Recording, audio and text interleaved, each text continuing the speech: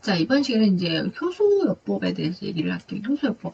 여러분들 아마 효소요법이라면 되게 생소하실 건데, 자, 우리가 간단하게 정리하면 이런 얘기예요. 여러분들이 우리가 태어날 때부터, 타고날 때부터 우리가 일정량 갖고 있는 효소가 있어요. 여러분들이 왜 소화효소, 우리가 탄수화물, 지방, 단백질을 다 소화하는 효소도 있고, 우리 신진대사를 담당하는 대사효소도 있어요. 그래서 이런 효소들이 처음에 태어날 때는 많은 양을 갖고 태어나요. 이게 만약에 100이라고 그러면. 근데 우리가 여러분들이 살면서 효소를 갖고 태어났는데 이 효소가 점점점 여러분들이 뭐 식사를 하실 때 너무 과식을 한다든지 육류 섭취가 너무 많다든지 그러면 더 많은 효소를 우리 몸에서 소모해서 점점점 효소 양이 줄어드는 거예요. 그래서 이 에드워드 하웰 박사님은 뭐라고 말씀하시냐면 우리의 수명은 이 효소의 양하고 비례한다고 얘기할 정도로 그만큼 효소가 중요하다는 거죠. 그래서 우리 몸에서 모든 화학적 반응, 여러분들이 모든 우리 몸은 생체 공장이에요. 화학 공장이라고 말씀드릴 수 있죠. 그래서 그 화학적 공장에서 진행이 될 때 많은 이 엔자임 효소들이 가운데 반응에 끼어서 그 반응을 진행시키는데 이런 효소들이 우리가 점점점 줄어든다는 거죠. 그래서 이런 것들을 우리가 밖에서 보충해줘야 된다고 얘기를 하고 있습니다. 그래서 효소가 부족해지면 여러 가지 만성질환들, 여러분들이 알고 있는 모든 만성질환뿐만 아니라 뭐 심지어는 암이라든지 뭐 그다음에 여러분들이 알고 있는 만성질환 있잖아요. 고혈압, 당뇨, 고지혈증 많은 질환들이 생긴다고 얘기를 하고 있습니다. 그래서 효소를 보충해야 된다는 얘기를 하고 있고 그래서 여러분들이 효소를 보충하는 방법은 제일 좋은 건 뭐예요? 식품으로 보충하는 것도 있고 요즘엔 건강기능식품으로도 나오고 아니면 생과일 야채 같은 것들 왜냐면 이 생과일 야채는 살아있는 효소가 그대로 있거든요. 그래서 우리가 대신 이제 먹을 때는 생으로 먹는 게 좋겠죠. 이거를 우리가 대부분 익혀 먹기 때문에 우리가 사실 야채 같은 것들도 익혀 먹잖아요. 익혀 먹으면 효소는 48도씨 이상이 되면 효소는 죽어요. 열을 가하면 죽거든요. 열을 가하면 죽기 때문에 가급적이면 생 날것으로 먹는 게 좋겠죠. 특히 이제 우리가 과일 같은 거는 생으로 먹는데 야채 같은 것들도 우리가 요즘은 사실 많이 익혀 먹고 있잖아요. 그래서 과일, 야채를 생으로 먹고 그게 부족하면 여러분들이 효소 제품을 사 먹는다든지 아니면 뭐 여러분들 발효 효소액 만드는 것도 있잖아요. 여러분 대표적으로 가정에서 만드는 게 뭐예요? 매실이잖아요. 매실. 이런 것도 효소액이잖아요. 그래서 이런 것들을 담그는 방법들을 여러분들이 담궈서 드시면 좋고 이제 더 좋은 거는 매실뿐만 아니라 우리가 굉장히 좋은 약초들이 많아요. 그래서 그 약초들을 여러분들이 발효법에 의해서 뭐 효소액을 만든다든지 이런 것들을 저희가 이제 수업을 하고 있는데 이런 것들을 하시면 굉장히 도움이 되겠죠. 그래서 효소요법은 이렇게 진행을 하고 있습니다. 자, 그 다음에 이제 원해요법 같은 경우는 우리가 식물을 보고서 원해 행위를 통해서 몸과 마음의 병을 고치는 거죠.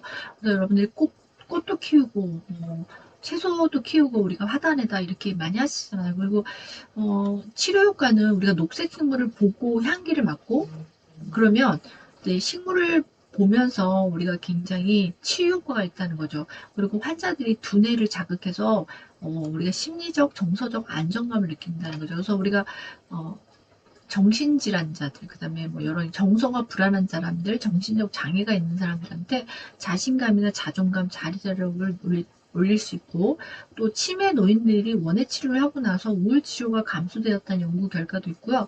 또 우리가 녹색 식물을 많이 보면 뇌 전두엽이나 측두엽의 활동력이 높아져서 스트레스 해소에 좋다 이렇게 얘기하고 있습니다. 그래서 여러분들이 그 드라마가 아니라 예능에 보면 자연인 보시는지 모르겠지만 자연인들 보면 굉장히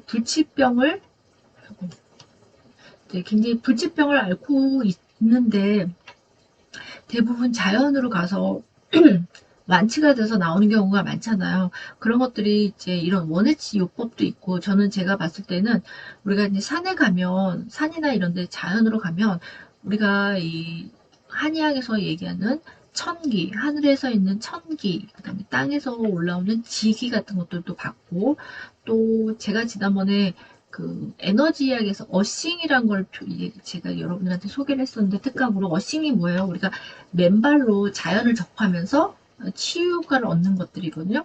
그러니까 이 맨발을 짚으면서 여러분들이 우리 몸에는 활성산소를 제거하는 방법의 하나가 이 어싱이라는 거예요. 그래서 요즘에 왜 공원 같은 데 보면 지자체가 굉장히 황토길 같은 것들도 많이 만들고 있더라고요. 저희 집 동네에도 보니까 공원에 가니까 일부러 사람들이 맨발을 벗고 걸을 수 있게 황토길을 일부러 황토를 사다가 깔아가지고 걸을 수 있게끔 많이 만들어 놨는데 이런 것들이 도움이 된다는 거죠. 그리고 또 여러분들 산에 가면 산림욕 하시잖아요. 그래서 이 나무나 꽃들이 내뿜는 피톤치드 같은 것들, 이 피톤치드가 결국 아로마인데 이제 피톤치드 같은 것들을 우리가 맡으면서 여러분들의 면역력이 높아지고 자연 치유력을 높이는 방법이 있죠. 그래서 이런 거 원예요법 같은 것들이 굉장히 노인들도 좋고 또 스트레스 받고 또 몸이 아프신 분들한테 도움이 되는 게 바로 원예요법이라고 볼 수 있겠습니다. 자, 그 다음에 이제 요거 기공치료를 좀 같이 설명드릴게요. 이제 기공치료라는 거는 호흡 조절하고 정신 집중을 해서 기의 균형, 그러니까 쉽게 얘기하면요, 기를 모아서 기를 증진시키는 방법이라고 볼 수 있어요. 우리가 한의학에서는 기라는 개념이 되게 중요하거든요. 우리가 정기신, 이 정기신이 많아야지만 건강하다고 보고 있고 장수할 수 있다고 하는데 한의학에서 기라는 개념이 굉장히 중요한데 그 기를 모으고 어, 단전의 기를 모은다고 하죠. 단전의 기를 모아서 극대화시키는 방법이 이게 기공치료라고 볼 수 있습니다. 그래서 이 기가 많아진다는 거는 결국 한의에서 기는 에너지예요. 그러니까 에너지가 많으면 뭔가 역동적이잖아요. 여러분들이 혈액순환을, 우리 몸의 혈관 안에 있는 혈액순환을 움직이는 에너지도 결국은 기라고 보고 있거든요.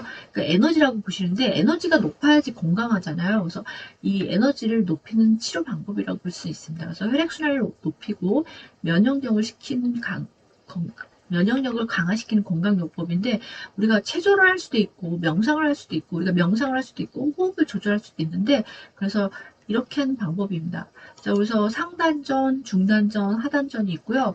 우리 기라는 게 이제 여기 보면 백회가 있어요. 백회. 우리 머리 그 정수리에 백회라는 혈이 있고 우리 눈 사이에 눈썹 사이에 인당인데 이게 이제 상단전이고요. 그 다음에 가슴과 가슴, 유두 사이가 전중인데 이게 중단전이고요.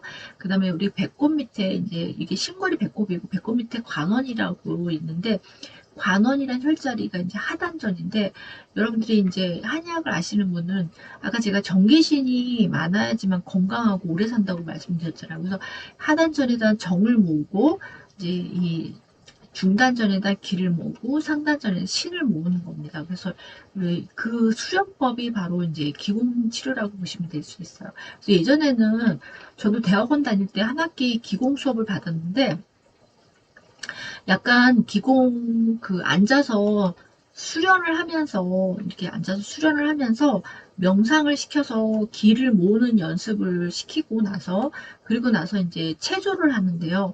이 체조가 이렇게 천천히 여러분 태극권 같은 거 혹시 영화나 홍콩 같은데 홍콩 같은데 여행을 하시면 사람들이 막 공원에서 태극권을 하시는 분들 되게 많아요. 저는 이제 봤거든요. 이렇게 천천히 움직이면서 하시는 건데 그거와 비슷해요. 기공 치료가 기공 체조가 그 태극권과 되게 비슷한데요. 이렇게 천천히 하면서 호흡도 조절하면서 결국 기를 모으는 훈련이라고 보시면 되겠습니다.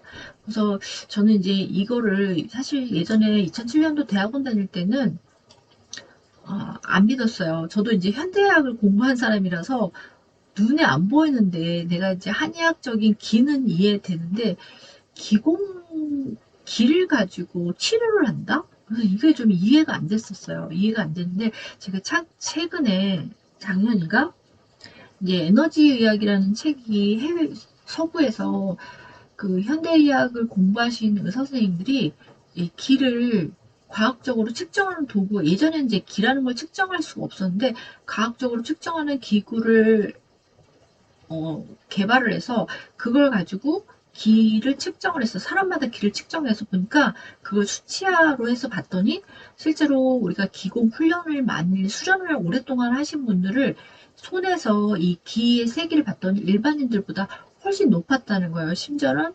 많게는 10배에서 아니 적게는 10배에서 많게는 100배까지 높다고 이런 그 논문 연구 결과를 제가 봤거든요. 그래서 제가 그 책을 보고서 이 기공에 대해서 좀 다시 생각하는 계기가 됐던 게 이거고요. 그리고 이제 그런 분들, 기술전을 많이 받으신 분들의 본인들이 모은 기를 약한 사람들한테 이렇게 아마 주는 행위를 통해서 기를 줘서 아마 치유 효과를 얻는 거라고 알고 있습니다. 그래서 기공치료가 이런 거라는 거 여러분 알고 계시면 좋겠고요. 자, 그래서 오늘 여기까지 설명을 하고 이었다 가겠습니다.